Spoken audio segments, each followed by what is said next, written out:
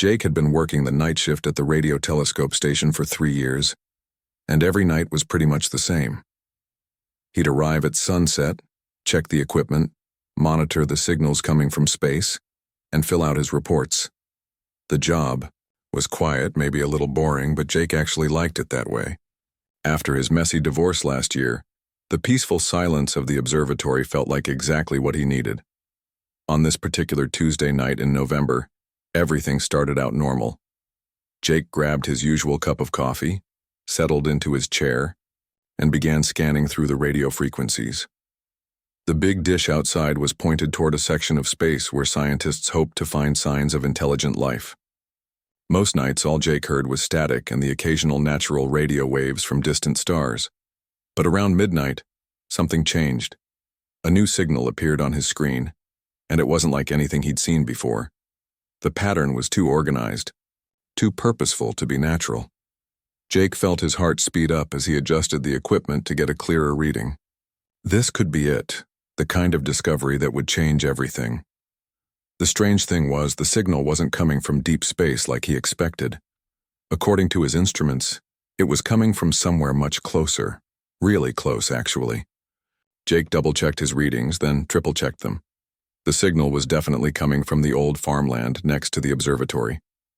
Specifically from the direction of the abandoned barn that had been empty for as long as Jake could remember. Jake knew he should follow protocol and report the signal to his supervisor immediately. But something about the situation felt urgent. The signal was growing weaker by the minute, and he had a feeling that whatever was causing it might not be there much longer. Against his better judgment, Jake decided to investigate first and ask questions later. He grabbed a flashlight and headed outside into the cold November air. The moon was just a thin slice in the sky, making everything around him look dark and mysterious. Jake had walked past that old barn hundreds of times during his 3 years at the job, but tonight it felt different somehow. As he got closer, he could see a faint glow coming from inside the building. The barn door was slightly open, which was weird because Jake was pretty sure it had been locked tight just a few days ago. He pushed it open slowly, his flashlight beam dancing across the dusty interior. What he saw inside made him freeze in place. There was definitely something in the barn that shouldn't have been there. At first glance, it looked like some kind of aircraft, but not like any plane or helicopter Jake had ever seen. The thing was smooth and oval-shaped, about the size of a small room, and it was giving off that soft glow he'd noticed from outside. But that wasn't the most surprising part. Standing next to the strange craft was a figure that was clearly not human. She was tall, maybe 6.5 feet, with pale skin that seemed to shimmer slightly in the dim light. Her arms and legs were longer than they should be, and her eyes were much larger than normal human eyes. When she turned to look at Jake, those eyes reflected his flashlight beam like a cat's eyes would. Jake's first instinct was to run, but something about the way she looked at him made him stay. She didn't seem threatening or dangerous. If anything, she looked tired and maybe a little scared. When she spoke, her voice was soft and had a musical quality to it that was completely unlike human speech. "Please don't be afraid," she said, raising one long-fingered hand in what was clearly meant to be a peaceful gesture. "I need help, and you're the first person I've encountered who might be able to understand." Jake's mind was racing. He was talking to an actual alien being. This was the kind of thing that happened in movies, not to regular guys who worked boring night jobs in the middle of nowhere. But here she was, as real as anything else in his life. "Who are you?" Jake managed to ask, surprised that his voice was working at all. "My name is difficult to pronounce in your language," she replied. "You can call me Luna. I'm from a world that orbits the star you call Kepler 442. My people are explorers, but we also have certain biological needs that require us to travel great distances at specific times." Luna went on to explain that her ship had malfunctioned during what she called a reproductive journey. Jake tried not to think too hard about what that meant, but it was clear that this was some kind of important trip for her species. Without going into too much detail, she explained that her people went through certain cycles that required them to find safe places away from their homeworld. "The problem is," Luna continued, My navigation system was damaged when I entered your planet's atmosphere. I can't leave until I repair it, but I can't repair it alone. My people, we're not designed to be isolated during this time. We need connection with other intelligent beings, or we become very sick. Jake looked around the barn, trying to process everything he was hearing. Luna's ship was definitely broken. He could see scorch marks along one side and what looked like damaged equipment visible through an open panel. She really was stuck here. What kind of help do you need? Jake asked. Luna's large eyes seemed to brighten a little. Mostly, I need someone to help me gather materials for repairs. But more than that, I need companionship. Phi species forms temporary bonds with helpful beings during this vulnerable time. It's how we survive the isolation of long journeys. Something in her voice made Jake feel sympathetic. She was clearly far from home and in trouble, just like he had been when his marriage fell apart and he had to start over. Maybe helping her was the right thing to do. What would happen if I help you? Jake asked. The bond would be temporary, Luna assured him. Just until my ship is repaired and I can continue my journey. It would allow me to stay healthy while I'm stranded here, and in return, I could share some of my knowledge and perspective with you. Many beings find the experience quite enriching. Jake looked at Luna, then at her damaged ship, then back at Luna. Every logical part of his brain was telling him to call the authorities and let someone else deal with this situation. But another part of him, the part that had been lonely and looking for something meaningful since his divorce, was curious about what she was offering. Okay, Jake said finally. I'll help you. As soon as he said those words, Jake felt something change in the air around them. It was subtle, like the moment right before a thunderstorm when you can feel electricity building up.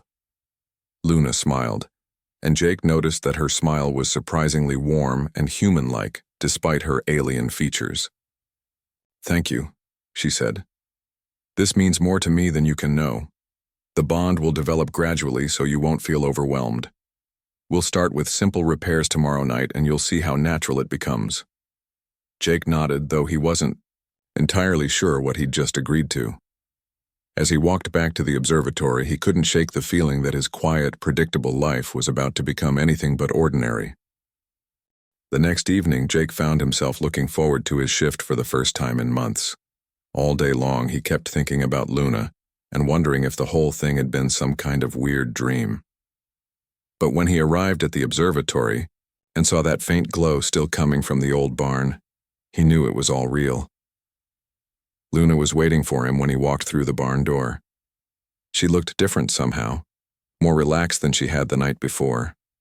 Her skin had a healthier glow to it, and those large eyes seemed brighter and more alert. You came back, she said, and Jake could hear genuine relief in her voice. I wasn't entirely sure you would. I said I'd help, Jake replied, though he had to admit he'd thought about staying away. What do we need to do? Luna led him over to her ship and showed him the damaged sections. The repairs weren't as complicated as Jake had expected. Most of what she needed were basic materials like copper wire, certain metals, and some electronic components, things he could probably find at the hardware store or salvage from old equipment. But as they worked together that night, Jake started noticing something strange happening. Every time Luna touched his hand to show him something, or when they stood close together examining a damaged part, Jake felt a weird tingling sensation. It wasn't unpleasant, just unusual, like a mild electric current running through his body. Is that normal? Jake asked after about an hour of working together. Luna paused in what she was doing and looked at him thoughtfully. The connection is beginning to form, she explained. It's how my people bond with others during our vulnerable periods. You'll start to notice small changes over the next few days. What kind of changes? Nothing harmful, Luna assured him quickly. You might start seeing colors more vividly or hearing sounds more clearly. Some people report having more vivid dreams or feeling more aware of their surroundings. It's actually quite pleasant for most beings. Over the next week, Jake discovered that Luna wasn't exaggerating. His whole world started becoming more intense and interesting. Colors that had seemed ordinary before now appeared rich and vibrant. The sunset on his drive to work looked like a masterpiece painting. Even his morning coffee tasted better than it ever had before. The changes weren't just physical either. Jake found himself thinking about things differently. Problems that used to stress him out suddenly seemed manageable. The loneliness that had been eating at him since his divorce started fading away, replaced by a sense of connection and purpose he hadn't felt in years. Every night, he and Luna would work on her ship repairs and talk about their different worlds. She told him about her home planet, where the sky was purple and there were 3 moons that created amazing light shows every night. She described cities that floated in the clouds and forests filled with plants that glowed in the dark. In return, Jake shared stories about Earth life that fascinated Luna. She was amazed by things like pizza, movies, and the fact that humans kept pets just for companionship. She found it incredibly sweet that people would take care of animals that served no practical purpose except to provide friendship. But as the days passed, Jake started noticing that the connection was getting stronger than he'd expected. When he was at work during the day, he found himself thinking about Luna almost constantly. Not in a romantic way exactly, but more like she was becoming a part of his thoughts and feelings. Sometimes when he was sitting alone in his apartment, he'd suddenly feel emotions that didn't seem to belong to him. A deep sadness that felt ancient and vast, like the loneliness of traveling through empty space for years at a time. Other times he'd feel a warm contentment that he knew was coming, from Luna's satisfaction with their progress on the ship. The weird part was that Jake didn't mind these strange experiences. If anything, they made him feel more alive and connected than he had in years. His ex-wife had always complained that he was emotionally distant and hard to reach. But now, through his connection with Luna, Jake was experiencing feelings and sensations he'd never had before. His co-workers at the observatory started noticing changes too. Dave, the guy who worked the evening shift before Jake arrived, mentioned that Jake seemed happier and more energetic lately. His supervisor commented that Jake's work reports had become more detailed and thoughtful. But there were some concerning signs too. Jake found it harder and harder to concentrate when he wasn't with Luna. Simple tasks that used to be easy now felt frustrating and difficult.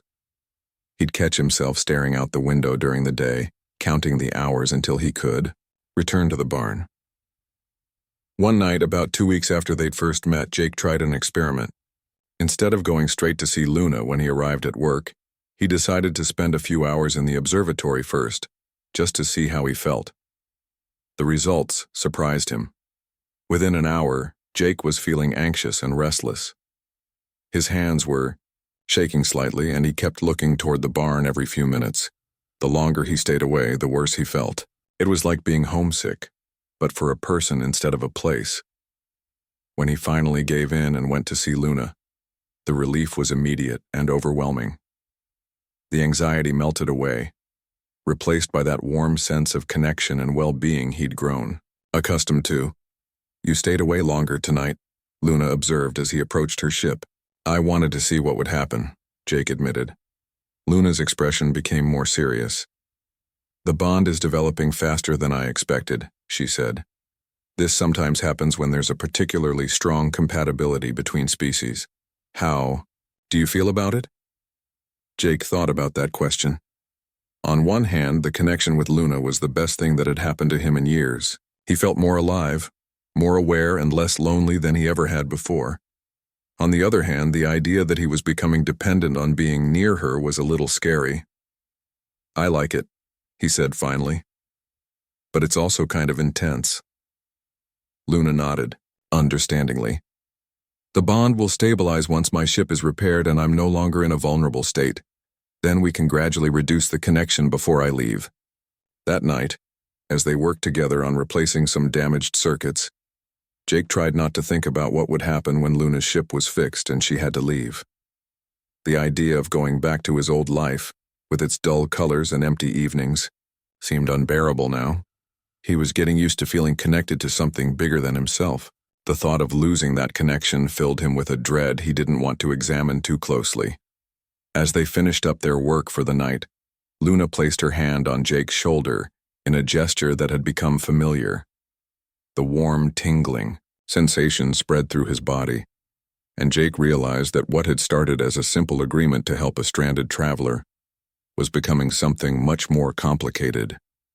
He just wasn't sure if that was a good thing or something he should be worried about. By the third week, Jake's life had completely changed, and not all of it was good. The connection with Luna had grown so strong that he could barely function when they were apart. What had started as enhanced senses and pleasant feelings had turned into something much more intense and demanding. Jake's workday routine became a nightmare of counting minutes until he could see Luna again. He'd sit at his desk at the observatory, trying to focus on his equipment readings, but his mind would constantly drift to the barn. The anxiety would build throughout the day until his hands shook and his chest felt tight.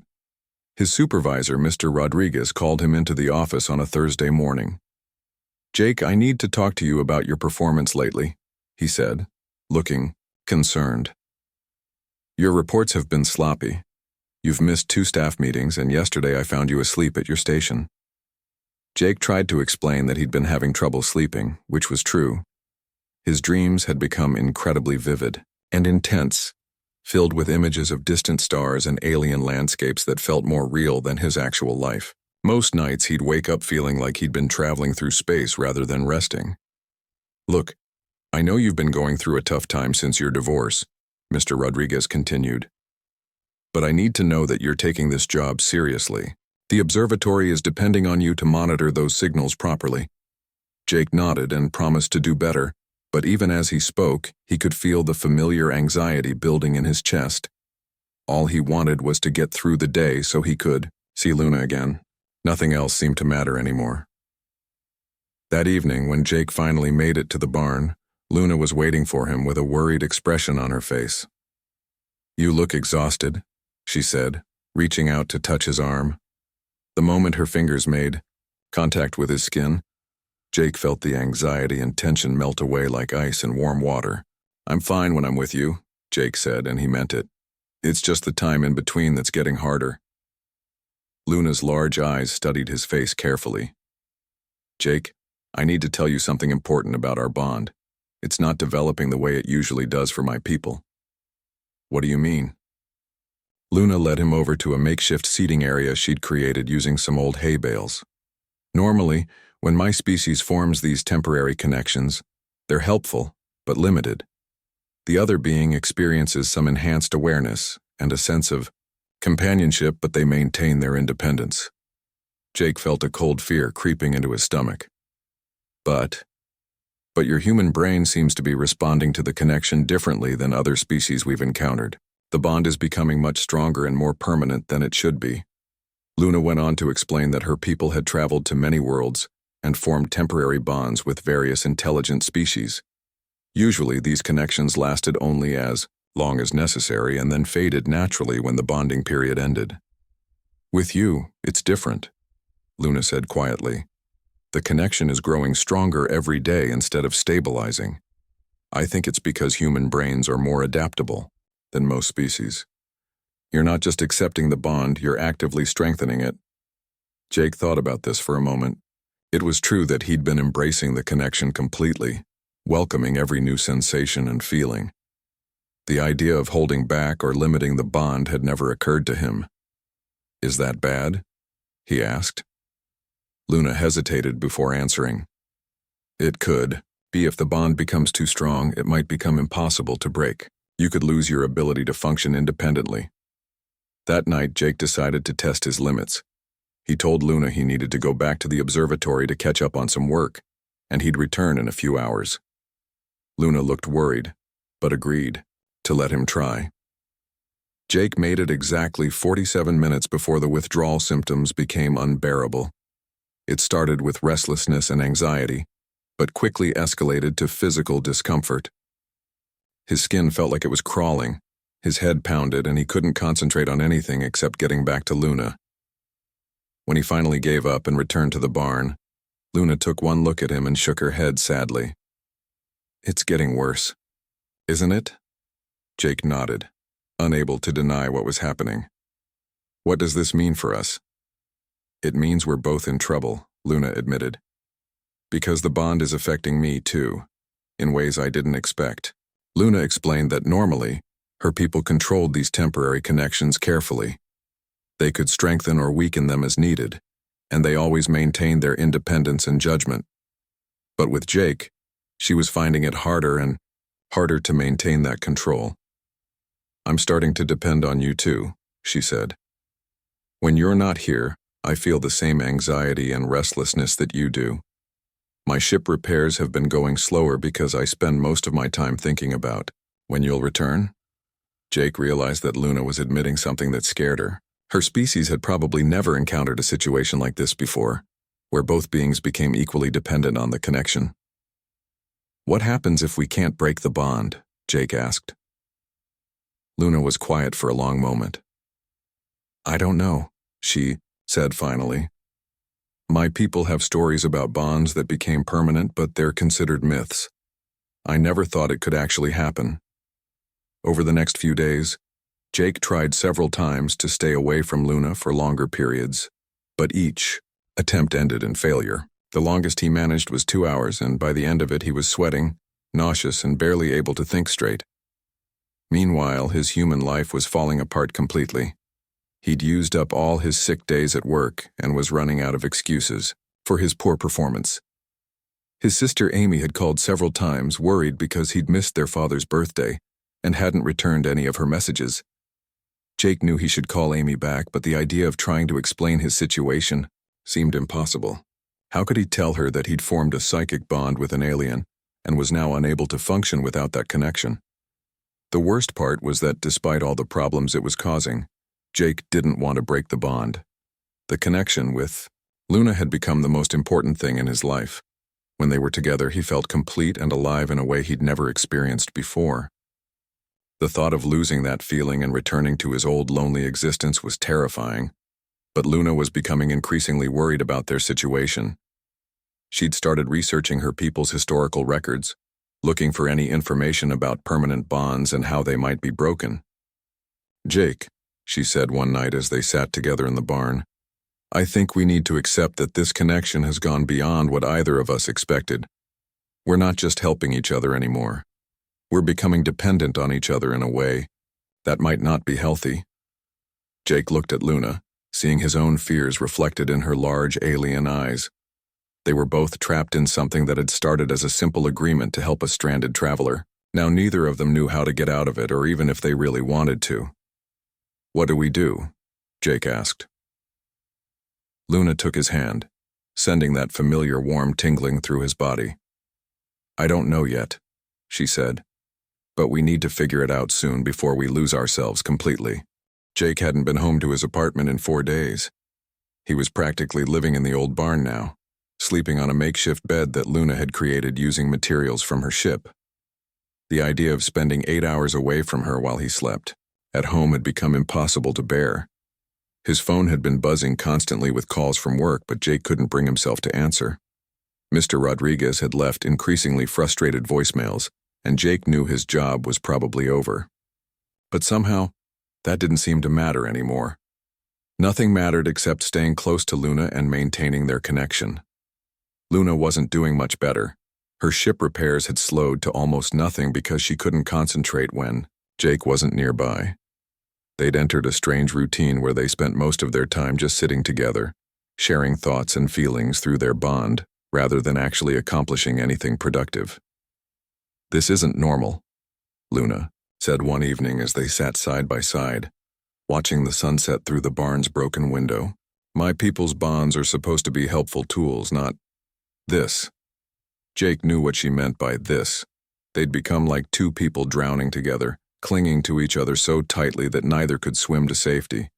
The connection that had once enhanced their lives was now consuming them completely. Through their psychic link, Jake could feel Luna's memories and emotions as if they were his own. He experienced her childhood on a distant planet where the air shimmered with colors humans couldn't see.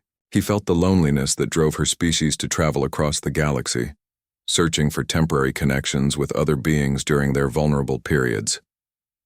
But he also sensed something else in Luna's mind that worried him.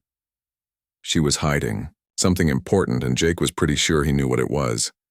"Luna," he said carefully, You could break this bond if you really wanted to, couldn't you? Luna turned to look at him, and Jake saw guilt flash across her alien features. What makes you think that? I can feel it in your thoughts sometimes. Your people have more control over these connections than you've been telling me.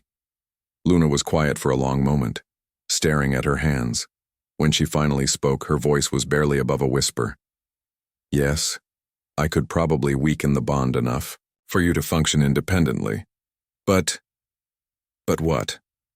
But breaking it would be incredibly painful for both of us, and once it's broken, I'd have to face the loneliness again. My species were not meant to be alone during this time.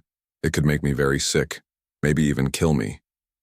Jake felt a mixture of understanding and frustration. Luna was as trapped by the bond as he was, but for different reasons. Her fear of returning to the cosmic loneliness of her people was keeping both of them prisoners. So we're stuck, Jake said. I'm sorry, Luna replied, and Jake could feel the genuine regret in her emotions. I never meant for this to happen. When I first asked for your help, I thought it would be simple and temporary. That's when Jake heard a car engine outside the barn. He looked through the window and saw a familiar blue sedan pulling up the dirt road. His heart sank as he recognized his sister Amy getting out of the driver's seat. Jake! Amy's voice called from outside. I know. You're in there! Your landlord said you haven't been home in days, and your boss called me looking for you. Jake felt panic rising in his chest. Amy was the only family he had left, and she was persistent when she was worried about someone. There was no way she was going to leave without answers. Luna stood up quickly, her alien features becoming more pronounced as stress activated her natural camouflage reflexes. Her skin began shifting colors slightly, and her eyes seemed to grow even larger. Should I hide? Luna asked.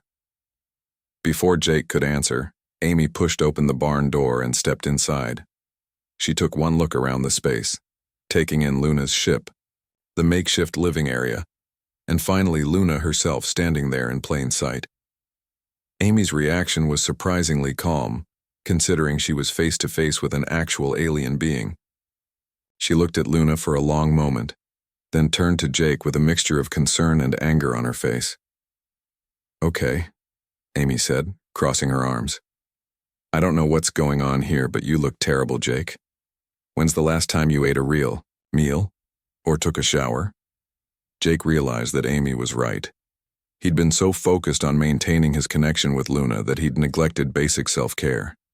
He probably looked as bad as he felt. Amy, this is Luna, Jake said, knowing how crazy it sounded. She's from another planet. I've been helping her repair her ship. Amy looked back at Luna, who gave a small wave with one long-fingered hand. Hello, Luna said in her musical voice. Please don't be afraid. I mean no harm to your brother. I'm not afraid, Amy said, though Jake could see she was definitely shaken. But I am worried about Jake. He's been acting strange for weeks, and now I find him living in a barn with you. Amy walked closer to Jake, studying his face. You look sick, Jake. Your skin is pale, you've lost weight, and your eyes look different somehow. Jake knew Amy was seeing the effects of his dependence on the psychic bond. When he was away from Luna for even short periods, his body showed signs of withdrawal that were probably visible to someone who knew him well. I'm fine when I'm here, Jake said weakly. But you're not fine anywhere else, are you? Amy asked. She turned to Luna. What did you do to my brother? Luna's expression became pained. I formed a bond with him to help me survive while my ship is damaged, but the connection became much stronger than either of us expected. We're both trapped by it now. Amy sat down heavily on one of the hay bales, processing this information. So you're telling me that my brother is psychically bonded to an alien, and neither of you can break the connection? Essentially, yes, Luna admitted. Amy was quiet for several minutes, just watching Jake and Luna. Jake could see her sharp mind working, analyzing the situation, and probably coming up with solutions neither he nor Luna had considered. This can't continue, Amy said finally. Jake, you're wasting away. You've lost your job, you're not taking care of yourself, and you're completely cut off from every other human relationship in your life. I know, Jake said miserably, but I can't function without the connection. I've tried. Amy turned to Luna. And you? What's your plan here? Are you going to keep my brother as some kind of psychic pet for the rest of his life?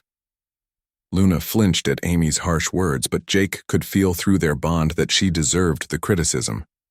Luna had been so afraid of facing her species' loneliness again that she'd been willing to keep Jake trapped indefinitely.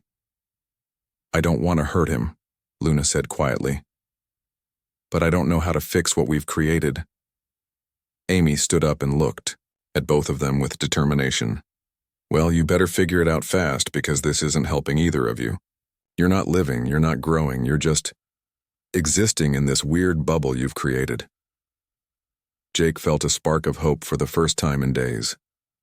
Amy was right, and maybe having an outside perspective was exactly what they needed to find a solution to their impossible situation. Amy didn't leave that night. Instead, she set up camp in her car outside the barn, determined to help Jake and Luna figure out their situation.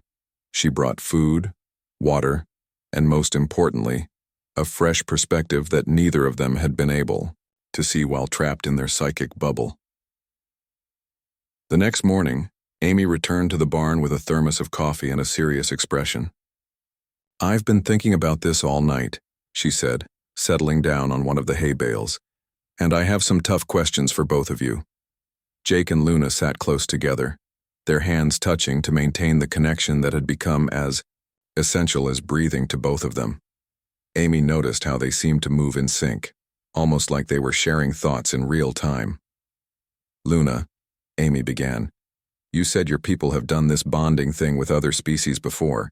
Has anyone ever gotten stuck like this? Luna shifted uncomfortably. There are old stories, legends really, about bonds that became permanent. But my people always believed they were just myths to warn against forming connections that were too strong. But now you know they weren't myths, Amy pressed. So there must be some way to break these permanent bonds, right? Some kind of emergency procedure or traditional method? Luna was quiet for a long moment, and Jake could feel her internal struggle through their connection. Finally, she spoke in a voice barely above a whisper. There is one way, but it's dangerous for both of us. Amy leaned forward. Tell me. My people have a technique for severing psychic bonds by force. It involves completely cutting off the mental connection all at once rather than gradually weakening it. But the shock of sudden separation can be traumatic. Some beings don't survive it. Jake felt his stomach drop. The idea of losing his connection with Luna suddenly, after weeks of growing dependency, seemed terrifying. But at the same time, he knew Amy was right about their current situation being unsustainable. What exactly would happen? Amy asked. Luna explained that the forced separation would feel like having part of their minds ripped away. For Jake, it would mean losing all the enhanced senses and feelings he'd grown accustomed to. For Luna, it would mean facing the full weight of her species' loneliness without any buffer or support. But would you both survive it? Amy pressed. Probably, Luna said, though she didn't sound entirely certain. My species is more resilient to psychic trauma than most, and humans seem to be very adaptable, but there would be lasting effects for both of us. Amy turned to her brother. Jake, what do you think? Jake looked at Luna, seeing his own fear reflected in her large alien eyes. Through their bond, he could feel her terror at the thought of being alone again. But he could also sense something else, a small part of her that wanted to be free even if it meant facing that loneliness. I don't know if I can do it, Jake admitted. This connection with Luna, it's the best thing that's ever happened to me. Without it, I'll just go back to being lonely and ordinary. Amy's expression softened with understanding. Jake, I know you've been lonely since your divorce, but this isn't real connection. Real connection involves choice and independence. What you have now is more like an addiction that you're both feeding. Her words stung because Jake knew they were true. He and Luna weren't really connecting anymore. They were just clinging to each other out of fear and dependency. Think about it this way, Amy continued. Right now, you can't choose to be with Luna. You have to be with her. That's not love or friendship. That's compulsion. Over the next few hours, Amy helped Jake and Luna work through their fears and concerns. She pointed out that Luna's ship was actually almost fully repaired. They'd been avoiding finishing the IE work because they both knew it would mean making a decision about their bond. What if we completed the repairs first? Amy suggested. Then Luna would have the option to leave if she wanted to, and you'd both be making the choice to break the bond from a position of strength rather than desperation. That evening, the three of them worked together to finish the remaining repairs on Luna's ship. Amy proved surprisingly helpful, her engineering background allowing her to understand the alien technology better than Jake had expected. As they worked, Jake found himself thinking about what his life had been like before meeting Luna. Yes, he'd been lonely and stuck in a routine, but he'd also had friends, hobbies, and goals for the future. All of that had disappeared when the bond took over his life. Luna seemed to be having similar thoughts. Jake, she said as they installed the final component, I want you to know that helping me wasn't a mistake. You saved my life when I was stranded here, but I think we've both learned that there's a difference between helping someone and losing yourself in the process.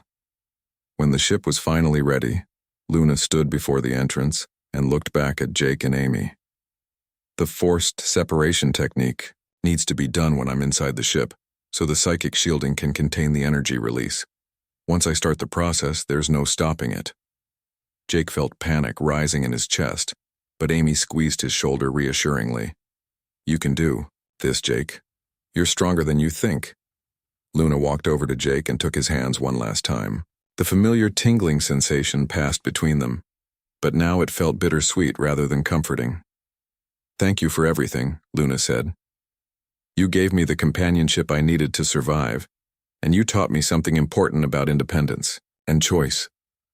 Will I ever see you again? Jake asked. Luna smiled sadly. My people don't usually return to the same worlds, but I'll carry the memory of our time together wherever I go. Luna entered her ship and began the separation process. Jake felt it immediately, a pulling sensation in his mind, like something essential was being drawn out of him. The pain was intense but brief, lasting only a few seconds before everything went quiet. When it was over, Jake collapsed to his knees, gasping. The world around him looked strangely flat and colorless after weeks of enhanced perception. But gradually, as his normal human senses readjusted, he began to notice things he'd forgotten about. Amy's concerned face looking down at him, the smell of hay and old wood in the barn, the sound of Luna's ship powering up for departure. These simple, ordinary human experiences felt precious in a way they never had before. Luna's ship rose silently into the night sky, its lights fading until it was just another star among thousands. Jake watched until it disappeared completely, feeling a sadness that was entirely his own. How do you feel? Amy asked gently. Jake took a deep breath, testing his independence for the first time in weeks. Empty, he said honestly, but also free. In the days that followed, Jake slowly rebuilt his human life.